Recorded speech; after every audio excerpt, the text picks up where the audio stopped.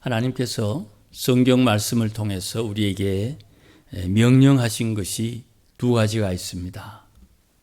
하나는 하나님께서 거룩하시니 너희도 거룩하라 그렇게 말씀을 하셨고, 두 번째는 나는 사랑이니 너희도 사랑하라 그렇게 말씀하셨습니다. 이 두 가지의 말씀이 하나님의 명령입니다. 이 말씀을 듣고 난 뒤에 우리가 거룩해야 되겠구나를 깨닫고 거룩하려고 하는데 애를 써도 거룩하지 못함을 깨닫게 됩니다. 마찬가지로 하나님 사랑하라 하셔서 사랑하려고 하는데, 사랑하고 싶은데 이것저것 사랑하지 못하도록 방해하는 것이 많은 것을 깨닫습니다. 먹어야 살고 또 일해야 되고 우리가 살아가는 삶의 현장 속에 마땅히 해야 될 일을 하고 있는데, 이 일들이 하나님의 거룩함과 하나님의 사랑을 하나님 앞에 드리지 못하도록 방해하는 것을 우리 삶 속에서 깨닫게 되지요. 물론 방해꾼이 있어도 거룩해야 되고, 방해한다 할지라도 사랑해야 하는데 이게 생각보다 쉽지가 않습니다. 살면 살수록 더 어려운 것 같아요. 이런 고민을 해결하기 위해서 하나님께서 근본적인 해결 방안으로 주신 것이 바로 십계명입니다. 순서가 조금 바뀐 것 같지만 이 계명을 받은 하나님의 사람은 엄중한 주의 명령하심, 하나님 앞에 거룩한 삶을 살고 하나님 앞에 사랑하며 사는 이 귀한 행실이 이루어지도록 이 계명을 우리에게 주신 것입니다.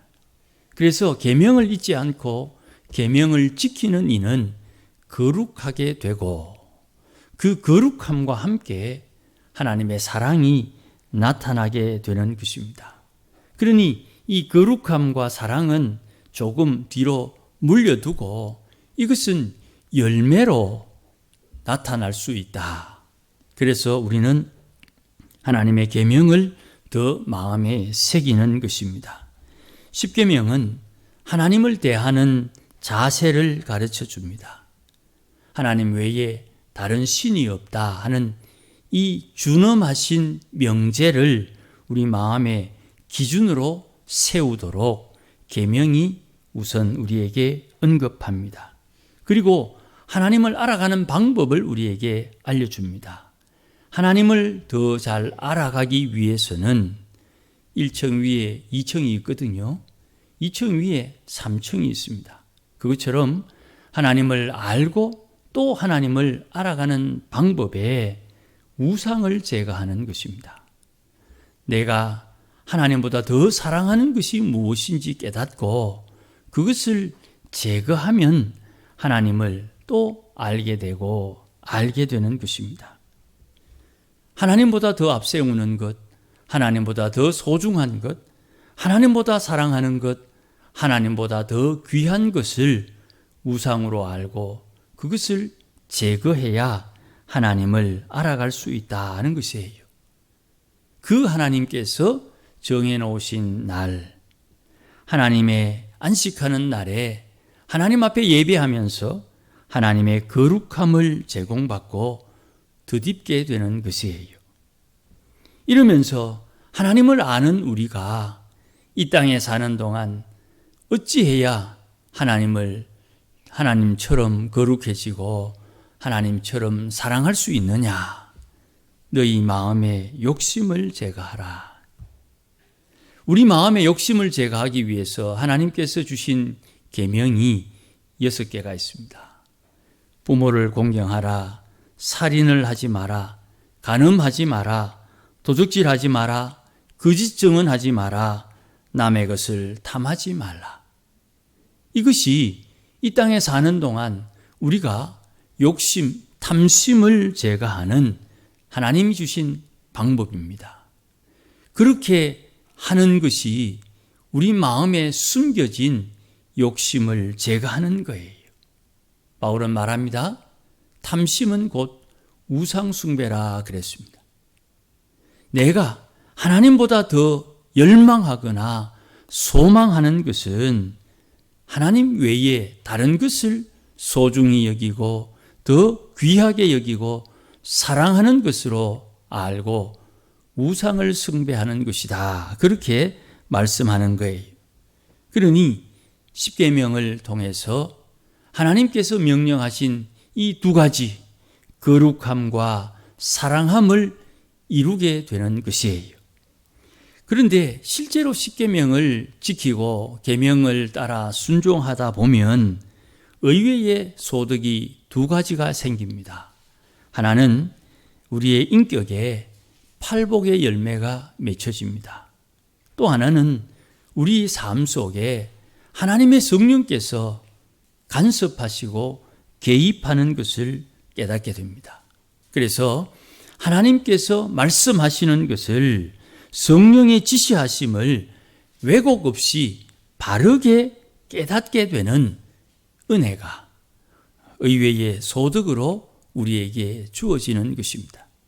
그러니 계명을 지키면 그냥 신령한 사람이 되는 줄로 아는 분들이 들어 있습니다. 그러나 그것은 오해입니다. 계명을 지키면 내 마음에 인격에 팔복의 열매가 맺히는 거예요. 우리가 잘 아는 대로 팔복이 무엇입니까? 심령이 가난해지는 것입니다. 탐심이 제거되면 심령이 가난해지고 심령이 가난해지면 하늘을 상속받는 자격이 되는 것이에요. 하늘을 상속받는 내가 이 땅에 살면서 이 땅 사는 사람들을 보고 애통해하는 거예요. 왜요? 하나님의 의가 없다는 것을 깨닫게 되거든요.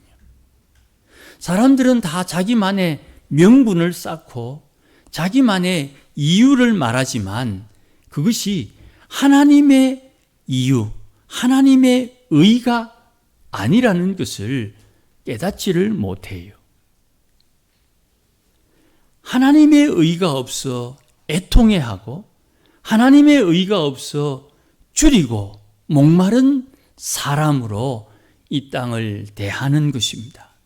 그래서 이 땅에 하나님의 긍휼이 없어서 하나님의 긍휼을 베푸는 거예요. 이건 성도들이 하는 삶의 모양인데 여러분 세상 살다가 나누어주다 보면 우리 마음이 말입니다. 나는 뭐하노? 내 건 뭐고? 이런 느낌을 받을 때가 있어요. 하나님께서 공급해 주셔서 하나님은 공급해 주고 나는 자꾸 퍼주면 뭐 문제가 없겠는데 퍼주다 보면 내 것이 없어져요. 이래서 이거 참 지혜롭지 못하다 그렇게 느낄 때가 있는데 팔복에 의하면 왜 그런 일이 생기느냐 하면 온유함이 없기 때문이에요. 계명을 통해서 하나님의 말씀에 순종함으로 길들여지면 온유해져서 하나님의 말씀이 우리 마음밭에 뿌려지면 반드시 수확을 거두게 되어 있는데 이게 문제가 된다 이 말입니다. 하나님께서 온유함으로 우리에게 공급해 주시는 이 통로를 포기하면 안 되는 것이에요. 그러니 하나님 앞에 팔복의 열매를 가지고 이 땅에 사는 성도는 하나님 앞에 청결한 심령이 되어서 주님 말씀하시는 대로 이 땅에 하나님 자녀의 권세를 가지고 화평케 하는 삶을 살게 되는 거예요. 그런데 하나님의 뜻을 모르고 하나님을 이해하지 못하는 이들은 그를 핍박한다. 그래서 천국을 상속받는 이는 심령이 가난하고 핍박받은 자의 삶을 살게 되어 있는 거예요. 쏙 이해되도록 하는 말로 표현하면 팔복의 핵심 중에 심령이 가난한 것과 핍박받은 자의 삶은 팔복의 열매를 맺는 사람의 팔자다, 이렇게 쉽게 이해해도 될 것 같아요. 그런데 그 핍박이 하나님 앞에 화평케 하는 이가 받는 대가의 지불이 되는 거예요. 하나님 앞에 긍휼을 베푸는 것이 대가를 지불하는 거예요. 그 대가에 대한 열매, 그것이 하늘의 상급으로 주어지게 되는 것이에요. 이것을 하나님의 성령의 인도함을 따라 진행하는 것입니다. 그러니 성령의 지시하심을 왜곡 없이 바르게 깨닫게 되는 것은 너무나도 크고 큰 은혜가 되는 것입니다. 그러니 이 두 가지, 팔복의 열매와 성령의 지시하심을 따라 사는 이에게 비로소 거룩한 삶과 사랑의 삶이 주어지게 되는 것이에요. 거룩한 삶과 사랑의 삶은 우리가 주님께서 가르쳐 주신 기도문을 통해서 이해할 수 있습니다. 거룩하게 되고 사랑하게 되는 것은 하나님의 나라를 이 땅에 이루는 거예요. 그러니 하늘에서 이루어진 뜻이 이 땅에 이루어진다, 하나님의 나라가 임하게 된다 하는 것은 사랑과 거룩함이 공존하는 것이고, 그것을 통해서 우리는 하나님 앞에 상급을 준비하게 되는 것이에요. 이쯤 되면 내가 어떤 상을 받을 것인지, 내 자손에게 어떤 복을 물려주는지를 알고 처신하게 되는 것이에요. 어떤 상황에서도 도무지 시험에 들지 않는 신앙인이 되는 것입니다.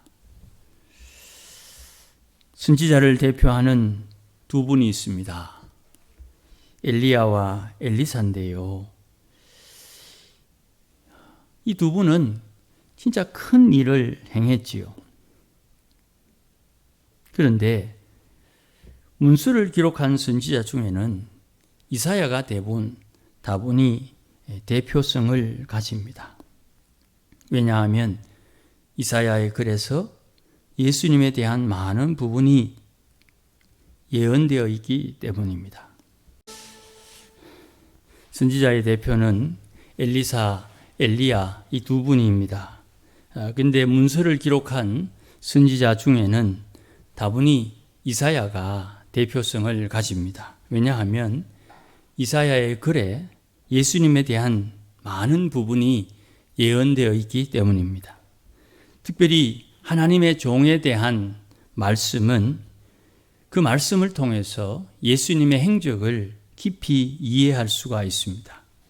그리고 역사 속에 펼쳐진 이스라엘의 허물과 죄를 극복하도록 다윗의 등불이 어떤 역할을 하는지 이사야서를 통해서, 또 이사야의 사역을 통해서 우리가 이해할 수 있습니다. 오늘 본문에 있는 배경에 등장하는 왕이 있습니다.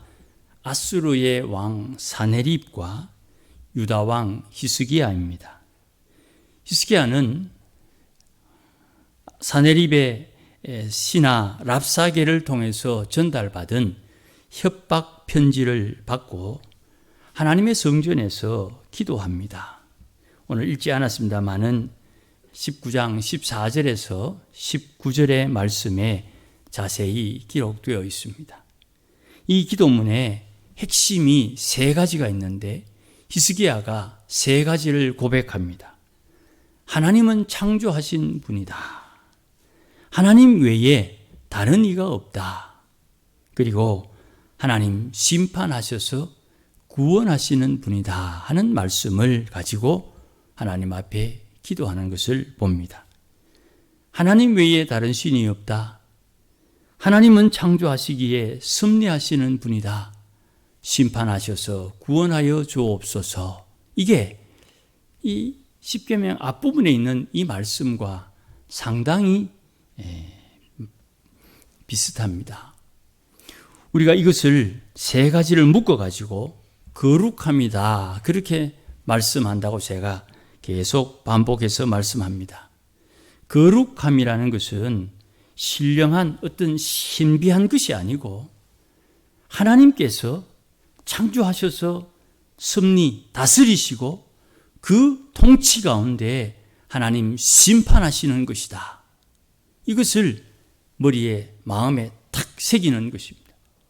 그러니 우리가 거룩한 삶을 살아야 되겠습니다 할 때에 하나님께서 창조하셨다는 것을 인정하고 하나님께서 지금 섭리하신다는 것을 알고 하나님 심판하시니까 나는 어떻게 처신해야 되고 어떻게 행동해야 되는지를 아는 것, 이것이 거룩함의 시작이 된다는 말씀이에요. 하나님의 구원은 하나님을 더 깊이 경험할 수 있도록 주시는 은혜예요. 그러니 하나님을 아는 것은 신앙적인 경험을 통해서 깨닫게 되고 하나님을 경험하면서 하나님께서 주도하신다, 운행하신다, 섭리하심을 알고 하나님의 거룩함을 닮아가는 것입니다. 하나님의 거룩함을 닮아간다는 말은 지금 이 땅에 존재하는 모든 것이 누구의 것이냐를 분명히 알고 다스리시는 그분에 의해서 움직이고 있다는 것을 알기 때문에 하나님 앞에 기도할 수 있고 하나님을 의지하는 신앙으로 고백하는 것이 거룩함의 신앙이 되는 거예요. 이 하나님의 거룩함으로 살면서 하나님의 사랑이 드러나는 것이에요. 우리가 하나님을 경험하는 것보다 더 풍성한 하나님의 거룩함과 사랑이 지속적으로 꼬리에 꼬리를 물고 우리에게 다가오는 것이에요. 내가 아는 이것이 이 정도면 내가 하나님을 많이 안다, 그렇게 생각할지 몰라도 이 사랑, 이 경험보다 더 풍성한 하나님의 은혜가 준비되어 있고 우리에게로 다가오는 것이에요. 그러니 우리가 아는 것보다 더 고상한 하나님을 아는 지식이 있습니다. 이것을 자각하고 깨달아야 지속적으로 성령의 인도함을 받는 것이에요. 그러니 우리의 신앙 자세는 어찌 되느냐 하면 하나님의 은혜를 입으면 입을수록 하나님의 은혜를 입었으니까 더 큰 것, 더 많은 것에 대한 소망, 이 탐심을 버려야 되는 거예요. 하나님의 계명으로 자기를 돌아보며 순종함으로 신앙의 진보가 나타나는 것이에요. 저 교회에 있는 좋은 집사님, 그 교회에서 실망해갖고 교회를 안 다닌다는데 우리 교회 오면 좋겠다. 누구나 다 그런 생각할 수 있지 않습니까? 그런데 말입니다, 그게 탐심이다 이 말입니다. 아니 목사님, 주 성도가 교회를 안 나가고 있어서 우리 교회로 오게 해야 되겠다. 그게 어떻게 탐심이 됩니까? 그게 탐심이라 이 말입니다. 그러면 어찌해야 됩니까? 하나님께서 주도하는데 맡겨야 되는 거예요. 하나님, 엮어서 하나님께서 지나가는 길에 어떤 상황 속에 무언가를 통해서 엮여서 대화 속에 하나님의 성령께서 내 마음에 주시는 감동을 따라 요즘 교회 안 나가신다는데 어디 가십니까? 그런 대화 속에 내가 어디로 가야 되겠구나. 그분이 결정하고 그분이 자연스럽게 우리와 같이 신앙생활을 할 수 있도록 하는 그런 하나님의 역사하심. 물론 우리 마음에 어디서 같이 신앙생활 합시다 라고 말을 할 수 있지만 결국 우리가 다 아는 겁니다. 결정은 당사자가 하는 거 아닙니까? 하나님 앞에 우리의 마음을 이것까지 비워야 되는 거예요. 그러면 전도하지 말라는 말입니까? 여기에 우리의 고민이 있는 것입니다. 우리는 이 땅에 전도하러 온 사람이 아니에요. 우리는 이 땅에서 하나님의 영광을 선포하는 사람이에요. 주기도문에 우리가 잘 아는 겁니다. 하나님의 나라와 하나님의 영광과 하나님의 권세는 내 것이 아니에요. 이건 하나님의 것이요. 이건 아버지의 것이에요. 그것을 하나님 앞에 인정하고 하나님의 성령의 감동을 받아 내가 처신하는 것이에요. 어떤 이는요, 하나님께서 우리 마음의 격동함을 통해서 저를 붙들어라 하는 하나님의 감동이 있을 수 있고요. 어떤 이는 저는 우리 교회에 오면 안 된다. 와서 뒷감당을 못 한다. 그것 때문에 하나님께서 막으시는 분도 있어요. 하나님께서 바람처럼 역사하시는 거기에 하나님의 역사하심을 따라 순종하는 것이 가장 좋은 때에 그가 우리와 함께 할 수 있는 은혜가 된다 이 말입니다. 그래서 구약의 대부분은 선지자가 하나님을 대언합니다. 그러나 하나님의 신약의 성도들은 성령을 누구나 다 받기 때문에 성령을 받은 신약의 성도들은 누구나 다 선지자의 역할을 감당하는 것이에요. 선지자는 하나님의 음성을 듣고 하나님의 뜻을 깨닫고 그것을 가르쳐줘야 되는 사람에게 가르쳐주는 사역이 선지자의 사역이에요. 부족하지만 연약함으로 우리가 선지자의 노릇을 못할 때가 있습니다. 하나님께서 우리를 선지자로 불렀는데 선지자 노릇 못하는 것을 하나님은 용서해 주시고요. 또 선지자의 역할을 감당하지 못하는 세월 하나님께서 오래 참아주시는 거예요. 이것 자체가 이미 하나님의 은혜지요. 우리가 능력 있고 실력 있는 선지자가 되고 싶다. 여러분을 능력 있고 실력 있는 선지자로 만드는 일이 목회가 되는 거예요.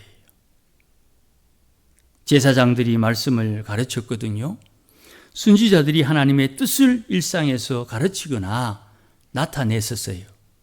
그리고 왕은 믿는 백성들 사이에 영도하는 통치자로 하나님의 권세를 사용하는 권세자가 왕입니다. 그러니 구약 성경에는 이것이 뚜렷하게 구별이 되어 있는데 신약 성경에는 하나로 뭉쳐져 있어요. 왕 같은 제사장. 그는 성령을 받아서 선지자요. 그러니 신약 성경에는 예수 믿는 이는 성령을 받아 선지자요. 왕 같은 제사장으로 하나님의 자녀가 되는 거예요. 그러니 우리가 온전히 순종하게 되면 하나님의 심판이 임하고 하나님의 심판이 내 머리 위에 뚝 떨어지는데 나는 구원함을 받는 거예요. 하나님의 백성들에게 주신 거룩함의 표가 이렇게 우리 일상 속에 드러나는 것이에요. 이사야는 우시야 왕이 죽을 때에 아주 두려워했다. 그렇게 자기 이사야 성경에 기록되어 있습니다. 궁중선지자로 이 나라가 이 왕조가 어찌해야 되는지를 몰라가지고 아주 두려워할 때에 하나님의 거룩함이 나타납니다. 그래서 이사야는 하나님의 하늘에 있는 성전을 보고 그 성전의 재단에 있던 그 숯불을 가지고 자기의 입을 찢는 이 환상을 통해서 자기가 함부로 말하지 못하는 하나님의 은혜를 경험하게 돼요. 이사야의 말에 하나님께서 움직이신다 이 말이에요. 거룩함의 능력이 되는 거예요. 이런 이사야가 오늘 본문에 히스기야가 협박 편지를 받고 난 뒤에 하나님의 성전에 올라가서 하나님 앞에 기도하는 장면을 보고 하나님께서 주신 말씀을 히스기야에게 전달하는 것입니다. 히스기야는 하나님 앞에 하나님 외에 다른 신이 없습니다. 하나님은 창조하셨고 하나님은 섭리하시며 하나님 심판하셔서 우리를 구원해 주옵소서 그런 기도를 할 때에 이사야를 통해서 하나님의 거룩함을 전해주는 겁니다. 저 아수르의 왕 사네립이 하는 그 소리는 이스라엘의 거룩하신 분에게 하는 대적이요 대항이었다는 것을 확실히 말씀하는 것입니다. 오늘 보면 21절 22절 말씀에 시온 하나님의 성을 멸시하고 비웃었고 하나님의 성 예루살렘을 향하여 머리를 절레절레 흔들면서 저건 망해야 돼, 저기엔 소망이 없네 하는 그 행실을 하나님이 보았다고 말씀하여 22절에 하나님의 사람, 하나님의 세운 왕, 하나님의 백성들을 향해서 꾸짖고 비방하고 소리를 높이며 눈을 부릅떴다. 이런 사네립의 행실을 거룩하신 하나님께 행한 행패다. 그렇게 말씀하고 있어요. 하나님을 향해서 함부로 행하는 이 아수르 왕, 이거 어째야 되겠습니까? 하나님께서 이 왕에게 말씀하는 것입니다. 28절 맨 마지막에 내가 갈고리를 내 코에 꿰고 했는데 이거 뭐 쉽게 표현하면 이런 거예요. 낚시 바늘에 물고기 입을 물어가지고 걸어가지고 낚시 물고기를 건져내는 것과 같은 표현이에요. 그래서 이 아수르 왕 사네립을 낚시 바늘에 꿰어가지고 오던 길로 다시 끌고 가겠다. 끌고 가겠다. 안 갈락하는데 억지로 끌고 가겠다. 반항하면 할수록 지 코에서 피가 흐르고 지 고통은 더 많아지겠지요. 재갈을 물렸으니 함부로 말도 할 수 없겠지요. 하나님께서 이렇게 조치하겠다는 것이 왜? 이유는 하나님 이스라엘의 거룩한 자를 대적하고 대항했다는 이유만으로 말입니다. 이 말씀을 누가 증거하느냐? 거룩을 아는 이사야가 전달하고 있는 거예요. 사랑하는 여러분, 거룩함이라는 것은 마치 통장에 저축하는 것과 같다. 그렇게 말씀을 드렸지요. 하나님 앞에 순종함으로 거룩함이 주어지고 쌓이고 보관되고 저장되고 우리에게 거룩함이 더디어지고 더디어지게 되면 하나님의 역사하심이 때에 맞추어 나타나게 되는 것이에요. 잊지 마십시다. 사랑을 주지 않을 만큼 가난한 사람이 없어요. 사랑을 받지 않을 만큼 부유한 자도 없어요. 하나님의 사람들은 누구나 사랑으로 나누고 사랑을 받아야 되는 것이에요. 이 크신 은혜는 하나님의 백성들이 마땅히 누려야 될 은혜요. 또 이것이 우리가 나누어야 될 은혜이기도 해요. 하나님의 거룩하심을 대적하는 자가 되어서는 안 되는 것이고, 우리가 하나님 앞에 하나님의 거룩한 자가 되어서 하나님의 거룩함을 나누어야 되는 거예요. 저래가 되겠나 하는 우려스러운 마음을요, 하나님 앞에 맡겨야 돼요. 하나님께서 때에 맞추어서 인도하시고, 하나님께서 역사하셔서 하나님의 뜻이 이루어지도록 기다리기도 하고, 기도하기도 하고, 억울한 마음에 하나님 앞에 목소리 높여 고함치며 하나님의 도우심을 구하기도 하고, 하나님께서 역사하시는 것을 경험해야 되는 것이에요. 신앙이 우리에게 기준이 되는 것입니다. 하나님의 약속이 있고, 하나님의 구원이 있고, 또 하나님의 거룩함이 우리 신앙의 기준이 되는 것이에요. 종교개혁에서 우리는 잘 알고 있습니다. 믿음으로 구원을 받는다 하는 것을 가지고 종교개혁을 일으켰다고 우리는 배웠고 알고 있습니다. 믿음으로 구원함을 받는데, 구원함을 받은 이는 어찌 사는가? 두 가지예요. 거룩하게 살고 사랑하며 사는 거예요. 믿음으로 사는 이들이 거룩하게 살고 사랑하며 살기 위해서 우리의 열정과 우리의 열망으로 사는 것이 아니라 주님께서 주신 그 길, 주님께서 알려주신 계명을 통해서 그 삶을 살아내는 것이에요. 내가 그렇게 살기 위해서 애쓴다는 말은 하나님의 말씀에 순종하고 그 말씀대로 살아내기 위해서 오늘 고난 가운데, 어려움 가운데, 즐거움 가운데 그 일을 감당하는 것이에요. 그래서 오늘도 하나님의 성령의 인도하심을 따라 주의 뜻을 이루며 사는 하나님의 백성들이 되는 것이에요. 여러분, 이렇게 말하는 저도요, 하나님의 뜻이 무엇인지 오리무중이 되어서 답답해하고 괴로워하고 어찌해야 할 바를 몰라서 당황할 때가 있어요. 저라고 다 알겠습니까? 내가 하나님이 아닌데 어찌 세상 일들 다 돌아가는 걸 알겠습니까? 그러나 하나님께서 알려주시는 만큼, 그만큼 의지하면서 오늘도 주 앞에 순종하는 거예요. 하나님의 말씀을 들으며 깨닫지요.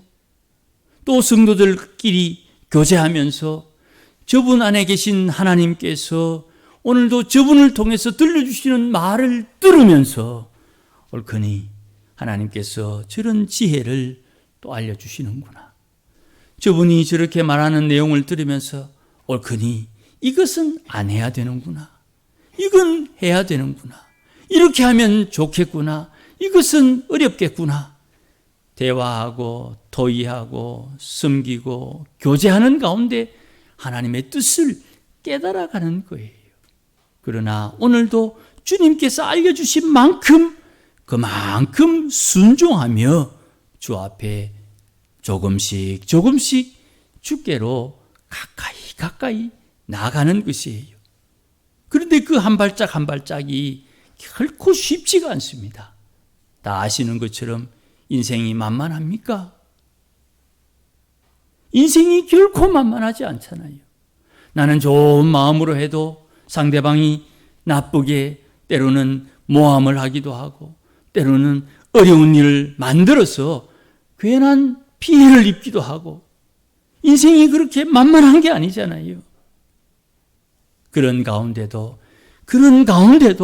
하나님 알려주신 만큼 순종하며 갔는데 때로는 그때 당했던 그 고난이 합력하여 선을 이루고 때로는 어려움 당했던 그것이 내가 피할 길이 되고 때로는 누군가에게 신세진 그것이 내게 주어진 하나님의 은혜가 되기도 하고 능력이 되기도 하고 여러 가지 상황들을 하나님의 섭리 가운데 만들어지고 주어지게 되는 것을 우리가 깨닫게 돼요. 우리는 이 땅에서 거룩한 삶을 살아야 됩니다. 거룩한 삶을 살기 위해 오늘도 주의 계명을 내 마음에 새기는 것이에요. 종교개혁, 개혁이라는 말은 회개라는 말이거든요. 돌이킨다, 회개한다는 말이거든요. 하나님의 말씀대로 살지 못함을 돌이키는 거예요. 하나님의 뜻을 따라 살지 못하는 것을 돌이키는 거예요. 하나님의 뜻을 몰라서 하나님의 뜻대로 살지 못하기도 하고, 하나님의 뜻을 알지만 믿음이 약해서 뜻대로 살지 못하기도 하고, 때로는 하나님께서 그리 일하실 것인데 내 탐심 때문에 그 뜻을 따라 살지 못하기도 해요. 그러나 하나님께서 그것을 보는 게 아닙니다. 내가 오늘도 하나님을 사랑하는 마음이 얼마나 바르게 충만한지를 보는 거예요. 그러니 나는 모자라도 주신 은혜에 넉넉하게 되는 수도 많이 있고요. 내가 아무리 애써도 하나님 노하셔서 안 될 때도 있는 거예요. 그러나 이러하든 저러하든 하나님의 거룩함이 드러나는 것을 잊어버리지 맙시다. 하나님을 대적하면 어려움을 당하는 거예요. 이 아수르 왕, 북쪽 이스라엘을 멸망시키고 자기 나라 쪽박 차는 남쪽 유다 갈대아가 와가지고 바벨론이 멸망시키고 그 왕조 몇 년 못 갔어요. 우리나라처럼 500년, 신라의 1000년 이런 제국이요, 서양에는 별로 없어요. 거의 없어요.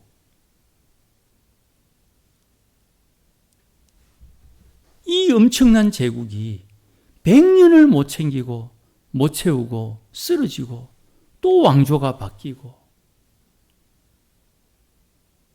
하나님의 사람들은 이 땅에 사는 동안 하나님의 역사하심을 따라 하나님의 인도하심에 순종하면 천대까지 은혜를 누리게 되는 것입니다.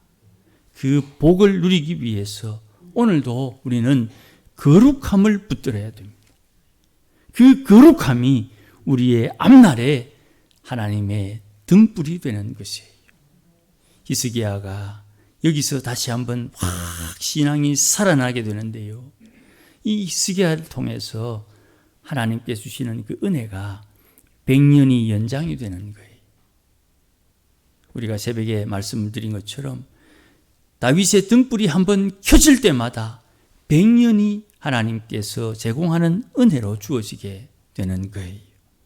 아무쪼록 하나님의 거룩함을 따라 주를 섬기는 우리 모두가 되기를 바라고, 거룩함의 신앙을 가져서 하나님께서 주시는 예비하신 은혜를 누리는 우리 온 교회와 성도들이 되시기를 주의 이름으로 축복합니다.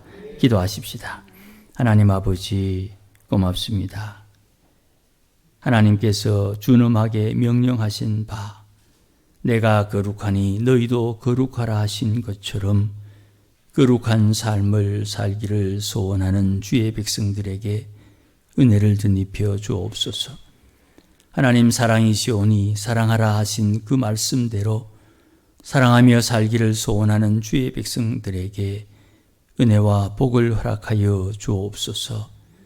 오늘도 이 땅 가운데 하나님께서 운행하시며 역사하시는 바를 따라 하나님의 영광 가운데 거하기를 소원하는 모든 주의 권속들이 하나님의 거룩함을 따라 주를 섬기도록 우리의 신앙이 거룩한 신앙으로 주와 함께 하도록 인도하여 주시옵소서.